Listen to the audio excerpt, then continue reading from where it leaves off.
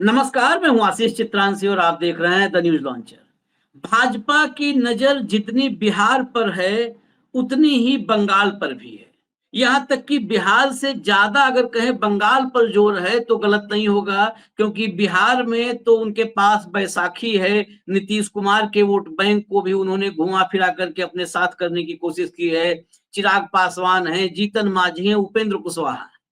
लेकिन बंगाल में भगवाधारी खेमे के पास जो था वो भी खिसकता नजर आ रहा है। हमने आपको न्यूज लॉन्चर पे ही एक कार्यक्रम में बताया भी था कि जो मतुआ समुदाय है, जो बीजेपी के लिए बंगाल में सबसे मजबूत आधार रहा है। बंगाल में बीजेपी जब घुसी तो सबसे पहले मतुआ समुदाय को साधने का काम किया। वो मतुआ समुदाय भी अब बीजेपी को छोड़ता नजर आ रहा है। मतुआ समुदाय के वो नेता जो भाजपा के कार्यकर्ता हैं, मोदी के कार्यकर्ता हैं, उन्होंने बिहार में जाकर के राहुल गांधी से मुलाकात की थी। अब ये बौखलाहट कहें या स्ट्रेटजी कहें, ये तय करना है जनता को। विधानसभा में भाजपाई जो भाजपा के विधायक थे, वो ममता बनर्जी के सामने बदतमीजी पर उतारू हो गए। ममता बनर्जी के भाषण को पूरा करने में इतना व्यवधान डाला, शोरगुल, हंगामा, वेल में आकर के नारेबाजी, सब कुछ किया। अब बस इसको आप जरा जोड़िए लोकसभा से। लोकसभा में नरेंद्र मोदी का भाषण हो रहा हो और कोई एक टीका टिप्पणी विपक्ष की तरफ से आ जाए, तो आपने ओम बिरला के तेवर देखे होंगे। नो नो नो नो, ऐसे नहीं चलेगा, ऐसे नहीं चलेगा। सदन नेता जो है, नेता सदन बोल रहे हैं, माननीय नेता सदन बोल रहे हैं, आप टोका टोकी नहीं कर सकते हैं, देश आपको देख रहा है। आपको सारे डायलॉग याद हो चुके होंगे। ये सारे डायलॉग रटे हुए, घिसे पिटे हुए अब हैं, वो सब याद हो चुका है देश को। लेकिन विपक्ष शासित एक राज्य की मुख्यमंत्री अगर वो भाषण दे रही हैं विधानसभा में, तो वहां पर भाषण नहीं होने देंगे, ये भाजपा है। विपक्ष में रहेगी तो सारी मर्यादाएं तोड़ देगी, यही भाजपा है। विपक्ष में रहते हुए उसने कहा था कि सदन में हंगामा भी लोकतांत्रिक अधिकार है, सदन को बाधित करना, सदन की कार्यवाही को बाधित करना भी हमारा लोकतांत्रिक अधिकार है। ये कहने वाले भाजपा के टॉप लीडर्स रहे हैं जब अपोजिशन में थे, लेकिन जब सत्ता में है तो उनकी नजर में विपक्ष की एक भी आवाज, विपक्ष का कोई भी सवाल, वो लोकतंत्र को नुकसान पहुंचाता है। ऐसा दोगलापन आखिर आता कहां से है, लाता कौन है, ये सवाल हम बार बार पूछते हैं, लेकिन जवाब कहीं से आता नहीं है। हम जरा आपको ले चलते हैं बंगाल की विधानसभा के भीतर। बंगाल विधानसभा में जरा विजुअल्स दिखाइए, हुआ क्या मैं बताता हूं। पहले विजुअल देखिए, विजुअल की गवाही, और फिर उस घटनाक्रम को पूरा हम बताएंगे। ये विजुअल्स आपके सामने स्क्रीन पर अब आ गए हैं। ममता बनर्जी खुद अपनी जगह से उठ करके, और जितने हंगामा करने वाले जो विधायक थे भाजपाई, या जो अपनी पार्टी के विधायक थे जो भाजपा के हंगामा का जवाब दे रहे थे, उन सब को अपने अपने जगह पर जाकर बैठने का निवेदन किया खुद आकर के। कभी आपने देखा है आज तक कि विपक्ष हंगामा लोकसभा में कर रहा हो और प्रधानमंत्री आए कि भाई आप लोग बैठिए, अपनी जगह पर बैठिए, बात सुनिए, चर्चा में भाग लीजिए। लेकिन यहां ममता बनर्जी खुद वो काम करती दिख रही हैं। देखिए आप, वो एक एक विधायक के पास जाकर के कह रही हैं कि आप अपनी जगह पर बैठिए, जो सवाल हो सवाल कीजिए, चर्चा कीजिए। लेकिन बीजेपी के विधायक मानने को तैयार नहीं है। आप आगे फ्रेम में देखेंगे, जब ममता बनर्जी कह रही है बैठने के लिए, तो इधर देखिए, अब ये देखिए, ममता बनर्जी बैठने के लिए कह रही है और उन्हीं के मुंह पर ये बाकायदे हाथ उठा उठा करके नारेबाजी। देखिए, वो निवेदन कर रही है कि अपनी अपनी जगह पर बैठ जाओ। नहीं हुआ। अब ऐसी परिस्थिति में स्पीकर ने अगर निलंबित कर दिया सदन से, विधानसभा से किसी सदस्य को, तो क्या आफत आ गई उसमें?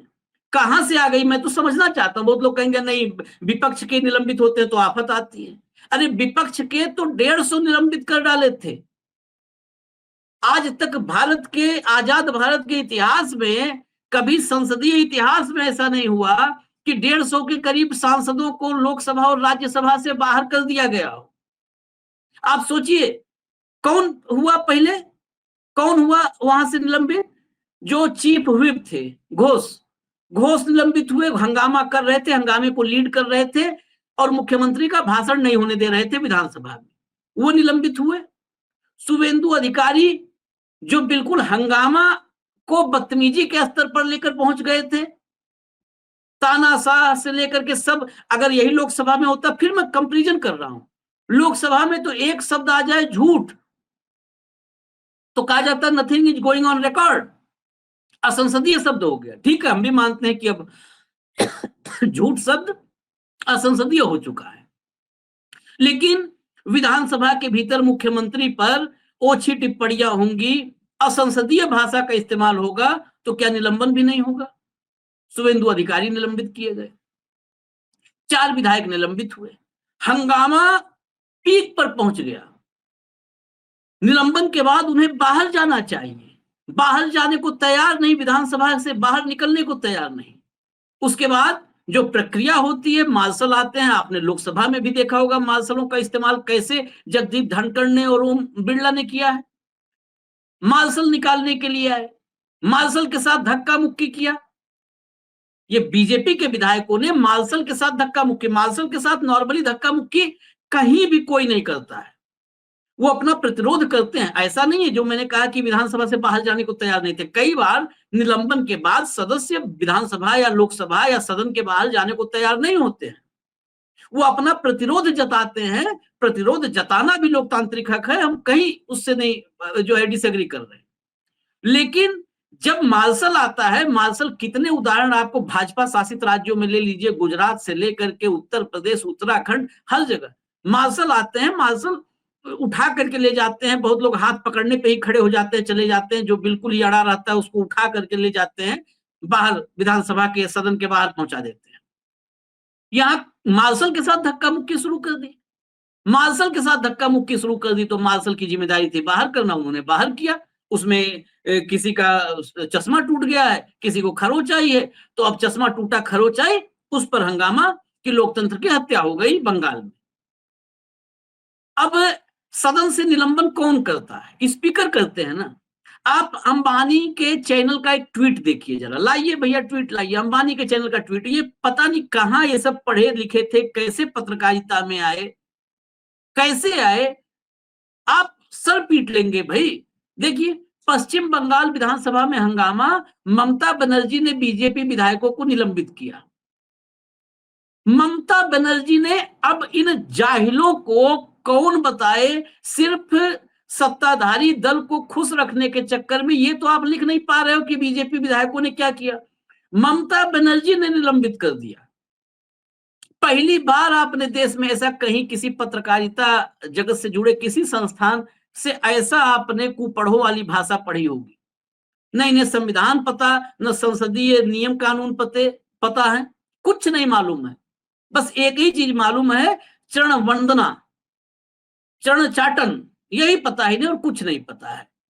ममता बनर्जी ने किया जो है। लेकिन हाँ, ममता बनर्जी ने एक काम किया, ममता बनर्जी ने जो है इनको मनाने की कोशिश की, अपनी जगह बैठाने की कोशिश की, और जब बदतमीजी इनकी चरम पे रही तो उस विधानसभा में जम के क्लास भी लगा दी। जरा क्लिप सुनवाइए ममता बनर्जी का, वोट चोर गद्दी छोड़, विधानसभा में बंगाल की।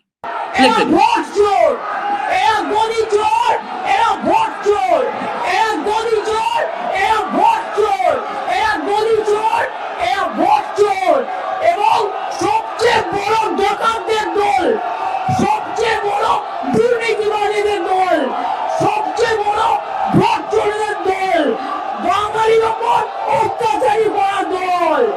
এরা মানুষকে ये ममता बनर्जी हैं। ममता दीदी उसी तरह से जवाब देती हैं जो समझ में आता है मोदी शाह को।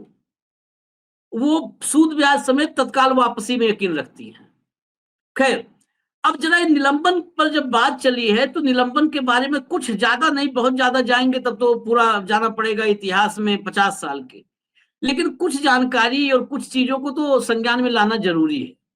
जरा लाइए द प्रिंट वाली एक हेडलाइन दिखाइए। तो ये देखिए, ये याद होगा आप लोग को, 139 और गिनती जारी है। यूपीए की तुलना में मोदी सरकार के तहत सांसदों के निलंबन में 170% वृद्धि। देखिए नीचे आधिकारिक आंकड़ों से पता चलता है कि लोकसभा में 2014 से और राज्यसभा में मोदी सरकार के दूसरे कार्यकाल यानी 2019 के शुरू होने के बाद से निलंबन में वृद्धि देखी गई। और कितनी वृद्धि? 170% वृद्धि। सोचिए कितना, मतलब 3 गुने के करीब हो गया निलंबन। ये लोकतंत्र के लिए बहुत शुभ लक्षण है। और अगर विधानसभा में मर्यादाओं को लांघ रहे, बदतमीजी कर रहे 4 विधायक निलंबित हो गए तो तानाशाही है और लोकतंत्र की हत्या है। और लोकसभा और राज्यसभा में 150, 139, अभी आगे लिखा था ना कि अभी गिनती जारी है, ये 139 और बढ़े, 141 हुए। फिर मतलब ये प्रक्रिया बड़ी लंबी चली, 150 विधायक करीब लोकसभा और राज्यसभा के सांसद निलंबित रहे। लेकिन तब इस देश में तानाशाही की चर्चा किसी ने नहीं की, किसी ने नहीं छापा तानाशाही हो रही है, किसी ने, किसी अखबार ने, किसी टीवी वाले ने नहीं डिबेट किया कि इतने सांसद निलंबित किए गए, कभी ना इतिहास में, मतलब भूतो न भविष्य थी, और लोकतंत्र की हत्या हो गई, देश में तानाशाह बैठा है, किसी ने नहीं बोला। इतनी बड़ी संख्या में 1989 में निलंबन हुए थे, इतनी बड़ी संख्या नहीं, इसके आधे से भी कम, तिहाई, करीब 63 सांसदों का निलंबन हुआ था। और वो भी, वो उस समय इंदिरा गांधी की हत्या की जो कमेटी जांच की थी, उसकी रिपोर्ट को सदन के पटल पर रखने की मांग कर रहे थे, और कोई डिमांड नहीं थी इंदिरा गांधी की हत्या की जांच रिपोर्ट सदन के पटल पर रख दिया जाए। इस पर 63 सांसद निलंबित हुए थे। लेकिन 150 सांसद के निलंबन पर न तानाशाही थी, न लोकतंत्र की हत्या थी। 4 विधायकों के निलंबन पर लोकतंत्र की हत्या हो गई, ममता बनर्जी तानाशाह हो गई। जरा आगे देखिए, आगे देखिए, और मैं आपको दिखाता हूं। ये देखिए, ये 150 के करीब सांसद निलंबित किए गए थे, तो महुआ मोइत्रा ने उस समय क्या स्टेटमेंट दिया था। अब तक वो 139 था ना, देखिए अब तक 141 सांसद निलंबित किए जा चुके हैं। अब अडानी के शेयर होल्डरों की वार्षिक बैठक लोकसभा के चैम्बर में होगी। यानी बचा कौन? सारा विपक्ष तो निपटा दिए, अब वही है। बाकी अडानी के जो है शेयर होल्डर, आप समझ ही गए होंगे।